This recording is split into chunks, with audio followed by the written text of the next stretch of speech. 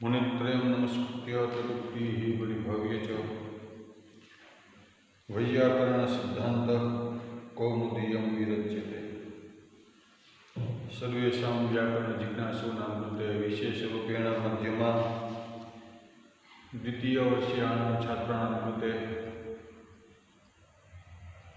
प्रश्नपत्रं पंचमं व्याकरणं प्रथमं व्याकरण 1 पेपर नंबर 5 જેની અંદર અવ્યય ભાવ સમાસથી લઈને સમાસાંત સુધી એટલે ચાતુર્થિક સુધી આવે ત્યાં સુધી જે છે સમાસની અંદર અથવા કંઈ નહીં તો સિદ્ધાંત કૌમુદી અવ્યય ભાવ સમાસથી લઈને એમાં આપણે ગઈકાલે એક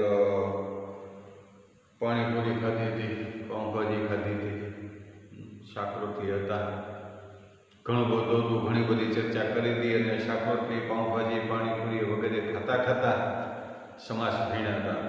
જેવી રીતે કીધું કે પાણીપુરીમાં પૂરી પાણી કેમ ન કહેવાય, પાણીપુરી કહેવાય. તો આવી રીતે કક્કા જોતું જવાનું, બીજું કંઈ નથી. પહેલાં જોવાના કે બધામાં બે શબ્દોમાં એક સમાન હોવો જોઈએ. બેમાં બે હોય તો આ પ્રશ્ન રહીએ, પણ એકમાં બે ને એકમાં ત્રણ હોય તો કોઈ પ્રશ્ન રહેતો નથી. જેવી રીતે શાક રોટલી છે, પણ દાળ ભાતમાં જોઈએ તો બે આવી જાય. દાળ ભાત કહેવાય, ભાત દાળ ન કહેવાય. સેવ મમરા કહેવાય, મમરા સેવ ન કહેવાય. કેમ ન કહેવાય હવે તમારે વિચારી લેવાનું. તો આવી રીતે સમાસના 5 પ્રકાર છે કે સમાસ 5 છે. એમાં જેવી રીતે કીધું કે પ્રાયોવાદ છે એટલે લગભગ આમ કહે છે, પણ આપણે પરીક્ષા દેવાની છે. તે પુસ્તક અનુસાર જોઈએ તો સમાસના 5 પ્રકાર છે. અવ્યય ભાવ સમાસ, તત્પુરુષ સમાસ, બહુરી સમાસ, દ્વંદ્વ સમાસ અને 5મો આવજે કેવલ સમાસ.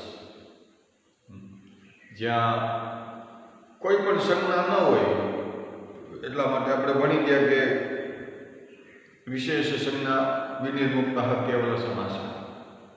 કારણ કે આ સમાસ કયો તો કે અવ્યય ભાવ સમાસ, કયો સમાસ તો કે તત્પુરુષ સમાસ, કયો સમાસ તો કે બહુરી સમાસ, કયો સમાસ તો કે દ્વંદ્વ સમાસ. આ દ્વંદ્વ, બહુરી, તત્પુરુષ અને અવ્યય ભાવ આ વિશેષ સંજ્ઞા છે. આ વિશેષ સંજ્ઞા જેમાં ન હોય અથવા 4થી રહિત જે છે એને કહેવામાં આવે કેવલ સમાસ. કેવલ સમાસમાં સમાસ કોનાથી થાય તો કે સહ સુપા. કોનાથી થાય તો કે સહ સુપા, સુપા સહ, બસ જેવી રીતેના યોગ વિભાગ કર્યા હતા આગળમાં. એટલે સમાસની અંદર જોઈએ તો એમાં સંધિ અનિવાર્ય છે, ફરજિયાત સંધિ કરવી પડે. મનઃ કાર્યમ કહેવાય, મનસ કાર્યમ ન કહેવાય, મનો કાર્યમ ન કહેવાય. મનસઃ કાર્યમ, મનનું કાર્ય. ભોજનાલય, ભોજનસ્ય આલય, ભોજન આલય આમ ન લખી શકાય. ત્યાં સંધિ કરવી પડે જ પડે આગળ. અને જોઈએ તો સમાસની અંદર સામાન્ય સાધનિકા કેવી રીતે કરવી પડે, કારણ કે એની અંદર જવું પડે આગળ. જેવી રીતે ભૂતપૂર્વ આપણે જોયું, આપણે ફરી એક વખત જોઈએ. ભૂતપૂર્વ આની રૂપ સિદ્ધિ આપણે કરવી છે. ભૂતપૂર્વ, પૂર્વમ ભૂત ઇતિ ભૂતપૂર્વ, પૂર્વમ ભૂત. આમ કરી નાખો એટલે ભૂત ઇતિ કરી નાખો. હાલ તો પૂર્વમાં પૂર્વ અગ્રે ભૂત અગ્રે શું જ કેમ આવ્યું જોતા જાય તો પૂર્વ અમે જ કેમ આવ્યું આ પ્રમાણે લખવાનું છે. રામ લખો તો રામ અગ્રે લખવું પડે, રામા લખો તો રામ અગ્રે જસ લખવું પડે. તો એની અંદર આવી જાય પહેલા લૌકિક અને અલૌકિક વિગ્રહ. લૌકિક વિગ્રહ કોને કહેવાય? આપણે જે બોલતા હોઈએ આગળ ભોજનાલય બોલીએ, ભોજનસ્ય આલય, ભોજન ગસ આલય શું આમ બોલતા નથી. રામ ગચ્છતિ, રામ શું ગમૃતિ બોલતા નથી. લોકમાં જે વ્યવહાર થતો હોય, લોકમાં એટલે ક્લાસમાં, સમાજમાં જેવી રીતે બોલાતું હોય એને લૌકિક વિગ્રહ કહેવાય. આને કહેવામાં આવે લૌકિક વિગ્રહ. લૌકિક વિગ્રહ અને આને કહેવામાં આવે અલૌકિક વિગ્રહ. એટલે પહેલા વિગ્રહ બતાવવાનો, કારણ કે આની અંદર એક પ્રશ્ન તમારે આવી જાય જે 50 ઓપ્શન વાળા આવે છે કે MCQ વાળા આવે છે, એમાં આવા પ્રશ્નો હોય ને હોય. આને લૌકિક વિગ્રહ કહેવાય અને અલૌકિક વિગ્રહ કહેવાય. કેમ તો પૂર્વ અમભૂત શું આમ બોલાતો નથી, એટલે પેલા લૌકિક અલૌકિક વિગ્રહ કરવું પડે, પછી સમાસ કરવો પડે. સમાસ કોનો થાય એ જોવાનું. આનો સમાસ થાય કોનાથી થાય? સહસુપા. સહસુપા ઇતિ સૂત્રેણ પૂર્વ અમભૂતસુ ઇત્યસ્ય કેવલ સમાસ લખવાનું. સમાસનું નામ લખતું જવાનું. એટલે 5 જ પ્રકાર છે, વધારે નથી. આગળના શાસ્ત્રો, આગળના ગ્રંથકારો જે કંઈ કહે એ બરોબર છે એની રીતે આગળ, પણ આપણે આપણી રીતે બરોબર છે. તો આવી જાય પહેલા આવી જાય મુખ્ય અનન્ય સમાસ થઈ ગયો. કોનાથી? સહસુપા. કોનાથી થાય? અલૌકિક અલૌકિક વિગ્રહ, પછી સમાસ. પછી આવી જાય પ્રાતિપદિક. પ્રાતિપદિક સંજ્ઞા. પ્રાતિપદિક સંજ્ઞા કોની થાય? જેવી રીતે ગઈકાલે કીધું હતું, બે પ્રકૃતિ બે પ્રત્યય. પ્રકૃતિ કોણ છે? પૂર્વભૂત. પ્રત્યય કોણ છે? અમ વત્તા સુ. તો આની ચારેયની પ્રાતિપદિક સંજ્ઞા થઈ જાય છે. પ્રાતિપદિક સંજ્ઞા થઈ જાય એટલે સુપો ધાતુ પ્રાતિપદિકયો. ધાતુ અને પ્રાતિપદિકના સુપનો લોપ થાય છે. રામ, રામૌ, રામાહ બોલીએ તો રામ અગ્ર ઔ. ઔનો લોપ કેમ નથી થતો જોવાનું, કારણ કે રામની પ્રાતિપદિક સંજ્ઞા થાય છે, ઔની થતી નથી. જેનાથી કરવાનું, અર્થવતથી કરો કે કૃતદ્ધિતથી કરો. રામૌની અંદર સમાસ કર્યો છે એટલે કૃતદ્ધિત સિવાય ઉત્તર નદીમાં આવી ગયા, મોટા થઈ ગયા, એટલે સૂત્ર બદલાવી નાખ્યા. જ્યાં જ્યાં સમાસ થશે ત્યાં કૃતદ્ધિત સમાસાશ્ચ એનાથી જ સમાસ થશે, બીજા એક સૂત્રથી અર્થવતથી નહીં થાય. તો અહીંયા લૌકિક અલૌકિક વિગ્રહ આવી જાય, પછી સમાસ આવી જાય. સમાસ કોનાથી કર્યો તો કે સહસુપા. સહસુપા. પછી અહીંયા આવી જાય કૃતદ્ધિત સમાસાશ્ચ. કૃતદ્ધિત સમાસાશ્ચ એનાથી સમાસ થઈ ગયો. આગળ સમાસ થઈ જાય અને પછી સહસુપાથી સમાસ થઈ ગયો. કૃતદ્ધિત એનાથી પ્રાતિપદિક સંજ્ઞા થઈ ગઈ. પ્રાતિપદિક સંજ્ઞા થઈ જાય પછી સુપનો લોપ થઈ જાય. કોનાથી? સુપો ધાતુ પ્રાતિપદિક ગયો. એટલે શું થશે? પૂર્વ વત્તા ભૂત બની જશે. શું બની જશે? પૂર્વ વત્તા ભૂત. પૂર્વ વત્તા ભૂત બની ગયું. પૂર્વ વત્તા ભૂત બની ગયું એટલે આની અંદર લખેલ જ છે કે ભૂત પૂર્વે ચરટ. આવું સૂત્ર છે. ત્યાં પૂર્વ ભૂતે ચરટ નથી, એની ઉપરથી પૂર્વ પ્રયોગ થઈ જાય. આનો પૂર્વ પ્રયોગ થઈ જાય એટલે રૂપ બની જાય ભૂતપૂર્વ. પછી પ્રાતિપદિક સંજ્ઞા કરતા જે કંઈ તમે કોઈ ભૂતપૂર્વ કરો, ભૂતપૂર્વ કરો, ભૂતપૂર્વ જે કંઈ મૂકો એ પ્રમાણે થઈ જાય. તો આની અંદર જોઈએ તો વિભક્તિ કાર્ય અને સ્વાદિ કાર્યને આવી રીતે કરી નાખવાનું. આગળ જે કંઈ લખો પ્રાતિપદિક સંજ્ઞા થઈ ગઈ. પ્રાતિપદિક સંજ્ઞા થઈ જાય એટલે પ્રત્યય પરશ્ચ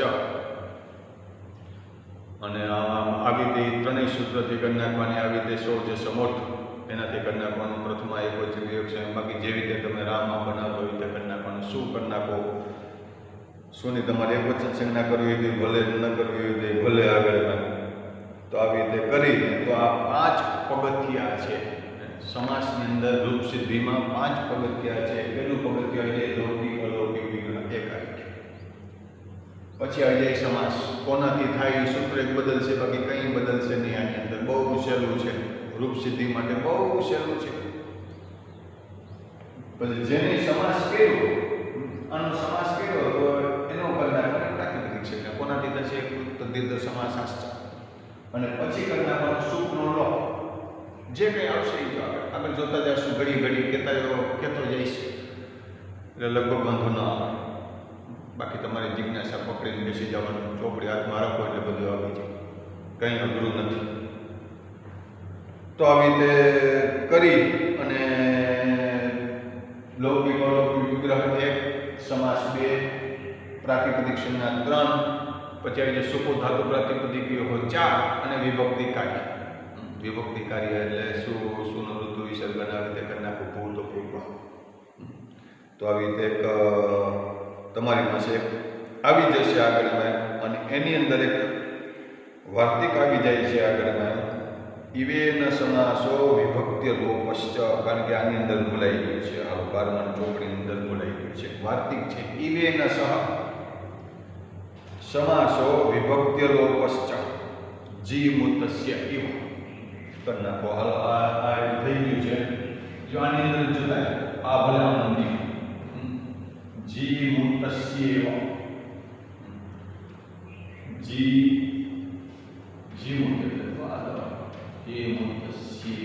જીમુતસ્ય આમાં શું જીમુતસ્ય અગ્રે ઈ વાપસ જી આ અગ્રે નંબર આલો પીપી ગયો.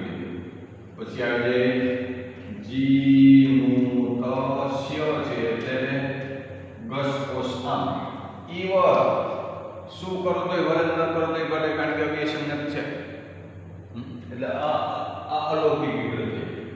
પછી સમાસ કરી નાખો. સમાસ કર્યા પછી પ્રાતિપદિક સંજ્ઞા કરી નાખો. પ્રાતિપદિક સંજ્ઞા કર્યા પછી સીધે સીધું વહી જવાનું. સુકો થતો પ્રાતિપદિકીય હોય એનાથી પ્રાતિપદિક સંજ્ઞા કરી નાખો. પ્રાતિપદિક સંજ્ઞા કર્યા પછી સીધા પ્રાતિપદિક સંજ્ઞા કર્યા પછી સુકો થતો પ્રાતિપદિકીય પ્રતિવાની એનાથી સુખનો લોપ થઈ જાય. પણ સુખનો લોપ અહીંયા નહીં થાય. કેમ નહીં થાય? તો કે ઇવેન સહ સમાસ વિભક્તિ અલોપશ્ચ સુકો ધાતુ પ્રાતિપદિકીય ઇતિ સૂત્રેણ સુપઃ લોપે પ્રાપ્ત કે ગસ ઇત્યસ્ય લોપે પ્રાપ્ત. પણ અહીંયાથી જશે નિષેધ. કોનાથી? ઇવેન સમાસો વિભક્તિ અલોપશ્ચ. વિભક્તિનો લોપ નહીં થાય. ને હવે અવ્યય ભાવ સમાસમાં જઈએ આગળ. એક ગ્રુપ આપણે કરવાનું છે અત્યારે. હાલો, કયું રૂપ કરવાનું છે? અધિહરિ. કયું રૂપ કરવાનું છે? અધિહરિ.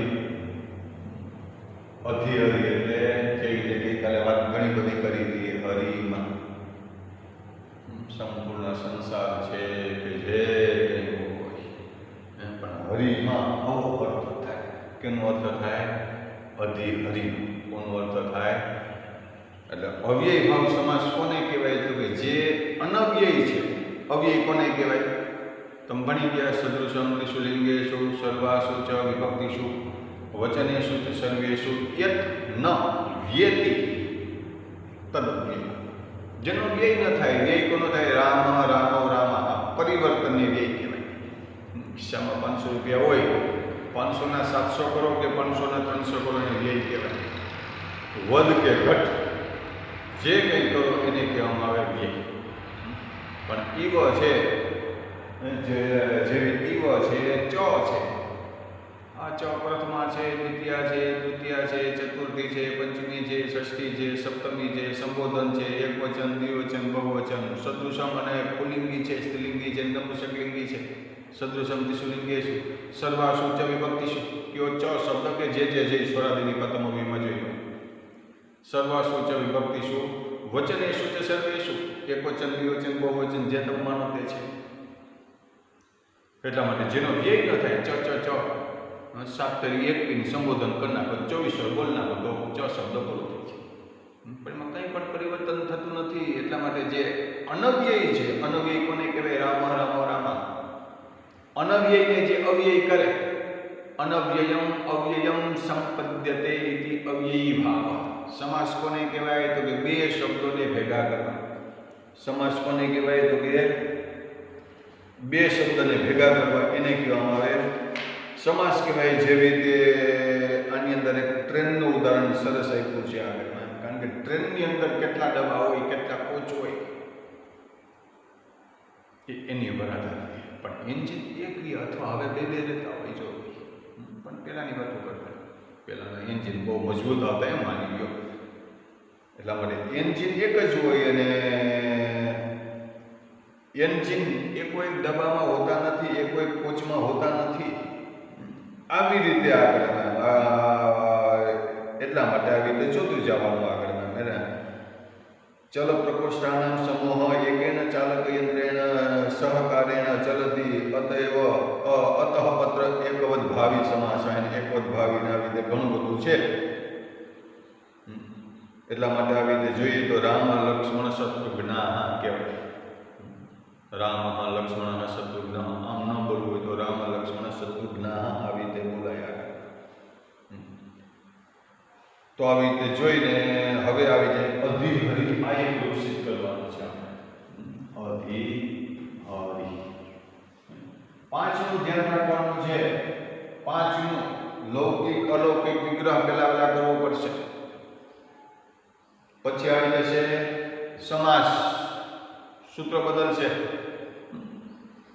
એના પછી આવી જશે પ્રાતિપદિક સંજ્ઞા 3. એના પછી આવી જશે સુકો ધાતુ પ્રાતિપદિકીય શુભનો લોપ. અને એના પછી છેલ્લે આવી જશે સ્વાધિ કાર્ય કે વિભક્તિ કાર્ય. જે કે આ પાંચ તમે જોઈ લો. ફરી એક વખત લૌકિક અલૌકિક વિગ્રહ બતાવો. વિગ્રહના બે ભેદ, લૌકિક અને અલૌકિક. એના પછી આવી જાય સમાસ, સૂત્ર બદલશે, બીજું કઈ નથી. બહુવરીમાં ખાલી એક જ સૂત્ર છે. અને કમન્ય પદાર્થે દ્વંદ્વમાં એક જ છે, 4 તે દ્વંદ્વ. અને આની અંદર સહસુપા કેવળ સમાસની અંદર અવ્યય ભાવમાં 2 તન મળશે. તત્પુરુષમાં સૌથી વધારે છે. તો આવી રીતે જોતું જવાનું. હરવ ઇતિ અધિહરી અર્થ કરતા એટલે વિગ્રહ આવી જાય. પહેલા ગુજરાતી અર્થ કરજો. અધિહરી એટલે શું થાય તો કે હરિમાં શું છે શું નહીં પછી જોવાનું છે. નથી વિચારે નહીં ચડવાનું. કારણ કે વિચારે ચડશો તો મૂળ વિશે વહી જશે. બાર આટા મારશો તો ઘર ભૂલાઈ જશે. અધિહરી એટલે હરિમાં. હરિમાં કોનો અર્થ થયો? અધિહરી. તો પેલા નાખો હરવ ઇતિ. આ કયો વિગ્રહ થઈ ગયો? લૌકિક વિગ્રહ. હવે શું થશે? હરિ અગ્રે ઈ અધિ. અધિ શું કરો તો હાલે શીખવા માટે બેઠા છે. પણ આમ વાસ્તવિક જોઈએ તો અધિ આગળ શું ના આવે. કારણ કે એ બધા અવ્યય સંગતિ અવ્યય આપશો પાત્ર સ્વરાધિની પાત્રમાં અવ્યયમાં જોઈ લેવાનું. તમે ભણી ગયા છો. તો આની અંદર જોઈએ તો એક લૌકિક અને અલૌકિક વિગ્રહ આવી રીતે જોઈએ. અને પછી આવી જશે અવ્યયી ભાવ. આગળનું સૂત્ર કયું આવી જાય? અવ્યયી ભાવ અધિકાર હોય. આનો અધિકાર છે ક્યાં સુધી? તો કે પ્રાક તત્પુરુષ. તત્પુરુષ 2 1 22 છે. 2 1 22 છે. એટલા માટે 5 6 7 8 9 10 6 અને 10 16 ને 17 સૂત્ર અવ્યય ભાવ સમાસ કરે. વસંતી નો અધિકાર છે ક્યાં સુધી? પ્રાક તત્પુરુષ. તત્પુરુષ આગળનું જે તત્પુરુષ પ્રકરણ આવે એનું પેલું આવે છે. એનો વિગ્રહ એનો અધિકાર ક્યાં સુધી આવશે? તો કે અનેકમન્ય પદાર્થ. અનેકમન્ય પદાર્થે બહુરીનો ક્યાં સુધી આવશે? તો કે 4 તત્વ આવી જશે. એટલા માટે અધિકારનો ફળ શું મળે? કે જે સૂત્ર આની અંદર આવે છે આગળ, જે સૂત્ર આ 5મું કાઢી નાખો હાલ તો 16 સૂત્ર થઈ જાય. એ 16 સૂત્ર શું કરશે? તો કે અવ્યયી ભાવ સમાસ. અને પછી આવી જાય આગળ અવ્યયમ વિભક્તિ સમીપ અવ્યય. વિભક્તિ સમીપ સમૃદ્ધિ વૃદ્ધિ અર્થાભાવ અત્યય અસંપ્રતિ શબ્દ પ્રાદુર્ભાવ પશ્ચાત યથાનુકૂલ્ય યોગપદ્ય સાદૃશ્ય સંપત્તિ સાકલ્યાંત. બસ આવી રીતે કેટલા આવી જાય? 12 ને 2 14. 12 ને 2 14 આવી જાય. તો આ જે 14 છે એની 14 અર્થ હોય તો એ 14 અર્થની અંદર આનો સમાસ થાય છે. કયો સમાસ થાય છે? તો કે અવ્યયી ભાવ સમાસ. અવ્યયમ ઇતિ યોગો વિભજ્યતે. અવ્યયમ કારણ કે આનો પ્રયોગ સહસુપરજીવી યોગ વિભાગ કહે. અવ્યયમ અવ્યયનો અર્થ એટલે અર્થ શું થાય? અવ્યયમ સમર્થેન સુબંધેન સહ સમસ્યતે. કે અવ્યયસ્ય સમર્થેન સુબંધેન સહ સમાસો ભવતિ. આવી રીતે થઈ શકે, પણ આની અંદર જોવાનો વિભક્તિ અર્થ જોવાનો. હરિમાં શું છે? વિભક્તિ અર્થ. ઉપકૃષ્ણમ, કૃષ્ણની સમીપ, કૃષ્ણની બાજુમાં આ સમીપ અર્થ. સમૃદ્ધિના આવી રીતે એકો એક આવશે આગળ. તો આની અંદર વૃત્તિની અંદર જોઈએ તો અવ્યયમ ઇતિ યોગો વિભજ્યતે અવ્યયમ સમર્થેન સહ સમસ્યતે સહ અવ્યયી ભાવ. જે અવ્યય પદ છે એ કોઈ પણ સમર્થ કોને કહેવાય? સુબંધ અને તિગંધ એને સમર્થ કહેવાય. રામ અને સમર્થ કહેવાય, રામ અને સમર્થ ન કહેવાય. રામો ને સમર્થ કહેવાય, રામ રામ રામ રામ કયો એને સમર્થ ન કહેવાય. બસ આ સમર્થનો અર્થ છે, બીજો કોઈ અર્થ નથી. તો આવી રીતે એને કે જે અવ્યયનો આ જે વિભક્તિ સમીપ આની સાથે સમાસ થાય એને કયો સમાસ કહેવાય? અવ્યયી ભાવ. કયો સમાસ કહેવાય? અવ્યયી ભાવ સમાસ. કયો સમાસ કહેવાય? અવ્યયી ભાવ સમાસ.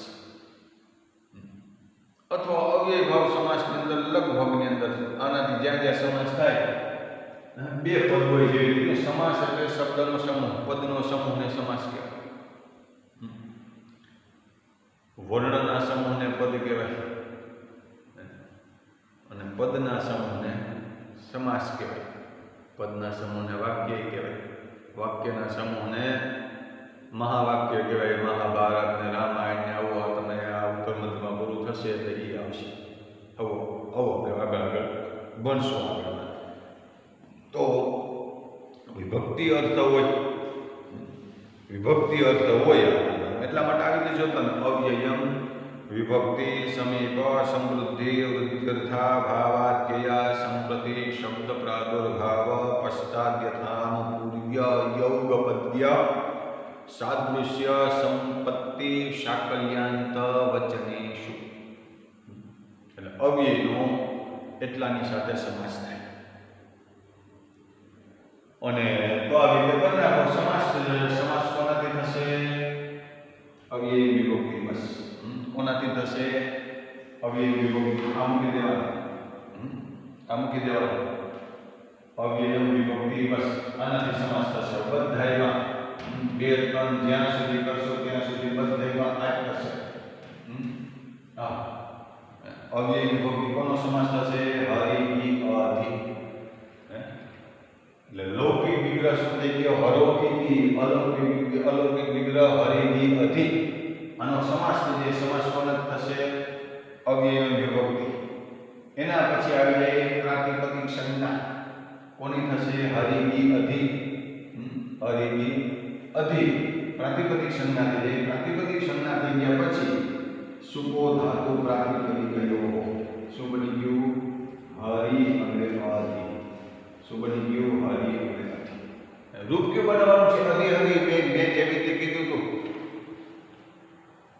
પાણી પૂરી ને પૂરી પાણી ન કહેવાય. દાળ ભાત ને ભાત દાળ ન કહેવાય. સેવ મમરા ને મમરા સેવ ન કહેવાય. દાળ શાક કહેવાય, શાક દાળ ન કહેવાય. કેમ ન કહેવાય? તો કે પેલા દ આવે પછી શ આવે. બસ આવું જોતા જાવ, કઈ અઘરું નથી. પણ એના માટે આગળનું એક સૂત્ર આવી જાય. પ્રથમા એ તો દ્વંદ્વ સમાસમાં બહુ બધું છે. પ્રથમા નિર્દિષ્ટમ સમાસ ઉપસર્ગ. સમાસ એટલે સમાસ સૂત્રની અંદર સમાસ કરવા વાળા જે સૂત્રો છે એની અંદર જેમાં પ્રથમા નિર્દિષ્ટ છે, કારણ કે આની અંદર 2 પદ છે કે એની અંદર અવ્યયમ વિભક્તિમાં અવ્યયમ પ્રથમાંત છે, શાકલ્યાંત વચ્ચેની શું સપ્તમી છે. એમાં જેની પ્રથમા વિભક્તિ હોય, રાજ્ઞઃ પુરુષ પુરુષ રાજા નથી બનતું. કેમ? તો કે ષષ્ઠીના સમાસ. ભોજનસ્ય આલય એમ કહેવાય. આલય ભોજનમ ન કહેવાય. ભોજનનું ઘર કહેવાય, ઘરનું ભોજન ન કહેવાય. તો અર્થ બદલી જાય. ઘરનું ભોજન કીધું ને બને ભોજનનું ઘર, અર્થ બદલી જાય. તો આ ષષ્ઠી જે સૂત્ર છે એ ષષ્ઠી કઈ વિભક્તિ છે? પ્રથમા વિભક્તિ છે. છતાં પણ હું કહેતો જ જઈશ, જેની આમાં અવ્યય બન્યું છે. અવ્યય અધિ અવ્યય સંજ્ઞક કોણ છે એટલે અવ્યયનો વિભક્તિ સમીપ સાથે સમાસ થાય. અવ્યય સંજ્ઞક પદનો વિભક્તિ સમીપ સમૃદ્ધિ વગેરે અર્થવાળાની સાથે સમાસ થાય. પણ આમાં અવ્યય સંજ્ઞક કોણ છે અધિ. કેમ તો કે સૂત્રમાં કયા સૂત્રમાં સમાસ સૂત્રમાં સમાસ સૂત્ર કયું છે અવ્યયની વિભક્તિ કયું છે અવ્યયની વિભક્તિ. બચ્ચો અવ્યયમાં બે જ પદ છે. અવ્યયમ પ્રથમા છે વિભક્તિ સાકલ્યાંત વચ્ચેની શું આ સપ્તમી છે એટલા માટે પ્રથમા વિભક્તિ વાળું જે પદ છે આ હરિ છે વિભક્તિ અર્થ છે. અધિ છે અવ્યય સંજ્ઞક છે. તો આનો શું થશે ઉપસર્જન સંજ્ઞા થશે. તો કરવાનું આવે તો પ્રાતિપદિક સુપધાતુ પ્રાતિપદિકયો લગાડી હરિ કી કરવાનું અધિ ઇત્યસ્ય ઉપસર્જન સંજ્ઞાયામ જેવી રીતે વૃત્તિ વાંચીએ સમાસ શાસ્ત્રે પ્રથમા નિર્દિષ્ટમ ઉપસર્જન સંજ્ઞા. સમાસ શાસ્ત્ર એટલે સૂત્ર બીજું કંઈ નથી. સમાસ સૂત્ર કરવાવાળા જે છે સમાસ કરવાવાળા જે સૂત્ર છે એમાં સૂત્રની અંદર જેની પ્રથમા વિભક્તિ છે બસ એટલું જોઈ લો એટલે આવી જાય છે. પૂરો પ્રયોગ બધું આવી ગયું. બાકી પાણીપુરી પાઉંભાજી ને તેમને એમને આવી જશે. પણ આ થોડુંક જેને અધિહરી કહેવાય હરિયધિ નથી કહેવાતું. કેમ નથી કહેવાતું એ જો હરિમાં એવો અર્થ થાય તો હરિ પેલો આવે છે. વિદ્યાલય વિદ્યાનું આલય એટલે ઘર. વિદ્યા નિકેતનમ વિદ્યાનું ઘર. આ જો કેમ પૂરો પ્રયોગ થાય આ વિચારજો. જેટલું વિચારશો એટલું મળશે નહીં. કારણ કે જેવી હું કહેતો જાઉં કે ભગવાન પહેલા વહેલા આપણને તાકાત આપે પછી વિચાર આપે. ભગવાન પહેલા વહેલા આપણને શું આપે તાકાત આપે. તાકાત આપ્યા પછી વિચાર આપે. પણ એ તાકાતનો ઉપયોગ કરો તો બરોબર છે. અને હવે દફતર ક્લાસમાં મૂકીને જતા હો અને બીજા નોટમાંથી રૂપસિદ્ધિ કરો બીજા નોટમાંથી રૂપસિદ્ધિ લખશો તો જિંદગીભર તમે પરાશ્રિત બનશો. બીજો કેમ કરવો પડશે. એટલા માટે એક રૂપ શીખવું પડે. એક રૂપ શીખવું પડે.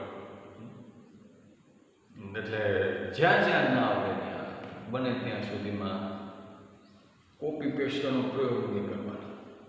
કારણ કે હંમેશા હિત થાય. કોપી કદાચ નહીં મળે તો આપણું પેસ્ટ નહીં થાય. આપણું પેસ્ટ થઈ જશે. તો આવી રીતે એની ઉપસર્જન સંજ્ઞા કોના થશે અધિ ઇત્યસ્ય ઉપસર્જન સંજ્ઞાયામ. ને પછી આગળનું સૂત્ર છે સુપસર્જનમ પૂર્વમ. સમાસે ઉપસર્જનમ પ્રાક પ્રયોજ્ય.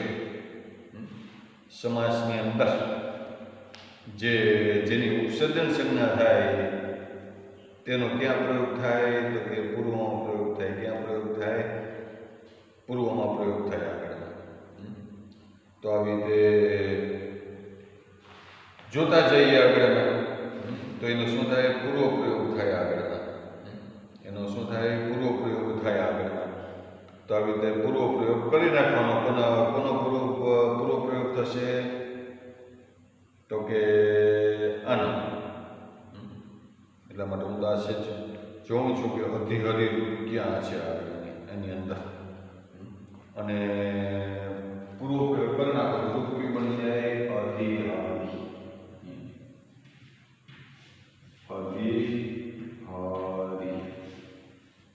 પ્રાતિપદિક સંજ્ઞા કરી નાખી બધી શું કરી નાખવાનું. પ્રાતિપદિક સંજ્ઞા કરી પ્રાતિપદિક સંજ્ઞા કર્યા પછી કરી નાખો શું કરી નાખો. અને બીજું એક સૂત્ર પણ આવી જાય. કારણ કે વચ્ચે છે એટલે આપણે તો લેવા જ પડે આગળ. એમને બધું રૂપસિદ્ધ તો આનંદ થઈ જાય આગળ. અને જે આગળનો છે આગળ કયું છે તો કે એક વિભક્તિ ચા પૂર્વની પાદે. એક વિભક્તિ હોય એટલે નિયત વિભક્તિ વાળા કોઈ પણ શબ્દ હોય. નિયત વિભક્તિ ને કહેવાય નિયત એટલે નિશ્ચિત. જેવી રીતે સીતા શબ્દ છે આ નિત્ય સ્ત્રીલિંગી શબ્દ છે. રામ શબ્દ કેવો છે નિત્ય પુલ્લિંગી શબ્દ છે. વન શબ્દ કેવો છે નિત્ય નપુંસકલિંગી શબ્દ છે. પણ વનવાચક હોય તો વન કદાચ કોકનું નામ હોય તો એ ન થાય. ગંગા શબ્દ કેવો છે નિયત વિભક્તિ વાળો સ્ત્રીલિંગી શબ્દ છે. પછી આવું જુદા છે. એટલા માટે આની અંદર કહે છે કે વિગ્રહે યન નિયત વિભક્તિકમ.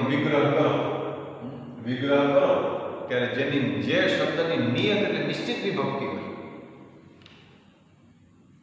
તદ ઉપસર્જન સંજ્ઞમ છે અને એની ઉપસર્જન સંજ્ઞા કરે પણ ન તો પૂર્વ પ્રયોગ ન તો તસ્ય પૂર્વ નિપાત હોય ન પૂર્વ નિપાત ન થાય પૂર્વ પ્રયોગ ન થાય આ પૂર્વ પ્રયોગ અધિ હરિ અધિનો પૂર્વ અને પદ પૂર્વ પદ અને ઉત્તર પદ આ પૂર્વ પદ કહેવાય ઉત્તર પદ કહેવાય વચ્ચે છે એ મધ્યમ પદ બસ વચ્ચે છે એ બધાય મધ્યમ પદ કહેવાય આગળ કેમ તો કે મધ્યમાં છે પ્રથમા ને પૂર્વ પદ કહેવાય શાસ્ત્રી જે છે એને ઉત્તર પદ કહેવાય મધ્યમાં વાળાને મધ્યમ પદ કહેવાય કેમ તો કે વચ્ચે જે હોય તે અયુણ કરીએ તો આદિ અક્ષર કયો કહેવાય અ છેલ્લો અક્ષર કયો કહેવાય ન કહેવાય મધ્યગામી ક્યાં કહેવાય તો કે મધ્યમાં જે છે ઈ જે પછી કરવો હોય એના કરતાં અયુણથી લઈને હદ સુધી હોય અ છે એ પૂર્વ અક્ષર આદિ કહેવાય લ છે અંત્ય કહેવાય અને વચ્ચેના જેટલા છે એ બધા કેવા કહેવાય મધ્ય કહેવાય મધ્યગામી કહેવાય પ્રથમાવાળાને નાના કહેવાય શાસ્ત્રીવાળાને મોટા કહેવાય મધ્યમાવાળાને વચલા કહેવાય નાથી જે મોટો કે નથી જે નાનો મધ્ય કોને કહેવાય તો કે જેની આગળ છે જેની પાછળ છે એને મધ્ય કહેવાય આદિ કોને કહેવાય તો કે જેની આદિમાં નથી પરમાં છે એને આદિ કહેવાય અંત્ય કોને કહેવાય તો કે પૂર્વમાં છે એની પછી કંઈ નથી પણ તમે તો મધ્યમાં વાળા છો એટલે આ બાજુ છે ને આ બાજુ છે વચ્ચે છે તો આવી રીતે એની જે એક વિભક્તિ ચા પૂર્વ એક વિભક્તિ ચ અપૂર્વ નિપાત એનો પૂર્વ નિપાત ન થાય પૂર્વ નિપાત કોને કહેવાય હરિ અધિ